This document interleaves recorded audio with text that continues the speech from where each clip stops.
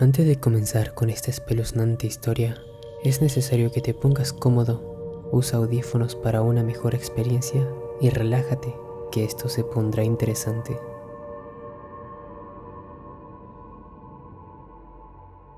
La historia se titula El ojo de la cerradura. Todo empieza con un hombre de negocios que llega a un hotel dispuesto a hospedarse por un par de noches. Llega hasta el mostrador principal y se encuentra con una bella dama que le da la bienvenida al lugar. Después de una pequeña charla, la mujer le da la llave de su habitación y le dice cuidadosamente que en el pasillo hay una puerta sin número que está cerrada y a nadie se le tiene permitido entrar ahí. Especialmente nadie debía mirar dentro de la habitación en ninguna circunstancia. Después de tan inesperada advertencia, el hombre siguió en línea recta hacia su habitación. Abrió la puerta, sintiendo esa pizca de curiosidad sobre qué cosas puede haber ahí dentro, algo que tal vez no lo dejaría dormir esa noche. No tardó mucho y se dirigió directamente a su cama.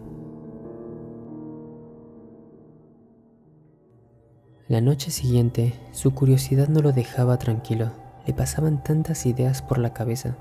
Así que, de un momento a otro, salió de su habitación, caminó hacia esa puerta y comenzó a mover la manija de la cerradura. Obviamente estaba cerrada con llave. El hotel era uno de esos antiguos y se podía ver un poco a través del ojo de la cerradura. Así que se agachó y miró a través de él. Una fría brisa salía de ahí, hasta el punto de enfriar su ojo. Lo que vio fue una cama de hotel como la suya, y en la esquina había una mujer sentada que tenía la piel completamente blanca. Estaba apoyando su cabeza contra la pared, mirando hacia la puerta. Él, al observar eso, quedó confundido por un momento. Estuvo a punto de tocar la puerta, solo por curiosidad, pero decidió no hacerlo. Se alejó lentamente de la puerta y caminó de regreso a su habitación. Al día siguiente, volvió a la puerta y miró por el ojo de la cerradura nuevamente, pero esta vez todo lo que vio fue un color rojizo. No pudo hacer nada aparte de distinguir un color rojo inmóvil. Quizá los que estaban en la habitación sabían que él estaba espiando la noche anterior y bloquearon el agujero con algo rojo.